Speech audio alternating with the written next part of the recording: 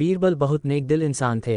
वह सदैव दान करते रहते थे और इतना ही नहीं, बादशाह से मिलने वाले इनाम को भी ज्यादातर गरीबों और दीन दुखियों में बांट देते थे। परंतु इसके बावजूद भी उनके पास धन की कोई कमी न थी।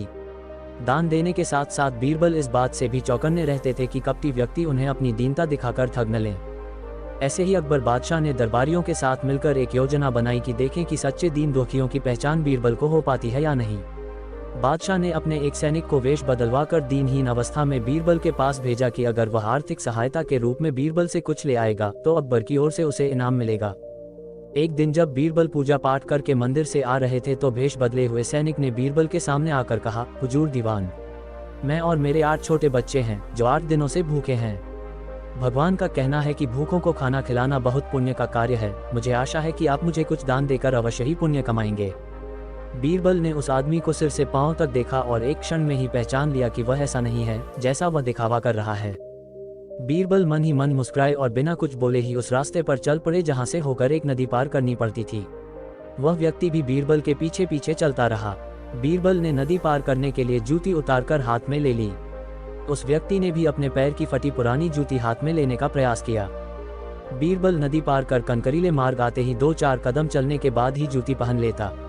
बीरबल ये बात भी गौर कर चुके थे कि नदी पार करते समय उसका पैर धुलने के कारण वह व्यक्ति और भी साफ सुथरा, चिकना, मुलायम गोरी चमड़ी का दिखने लगा था, इसलिए वह मुलायम पैरों से कंकरीले मार्ग पर नहीं चल सकता था। दीवान जी, दीन-तहीन की पुकार आपने सुनी नहीं? पीछे आ रहे व्यक्ति ने कहा। बीरबल बोले, जो मुझे पापी बनाए मैं उसकी पुकार कैसे सुन सकता हूँ? उद्धरण चिन्ह।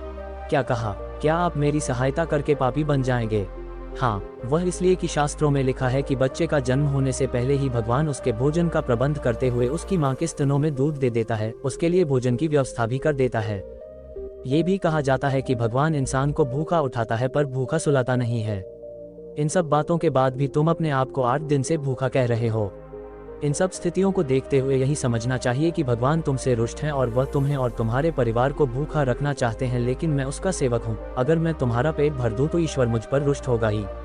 मैं ईश्वर के विरुद्ध नहीं जा सकता, न बाबा ना। मैं तुम्हें भोजन नहीं करा सकता क्योंकि यह सब कोई पापी ही कर सकता है।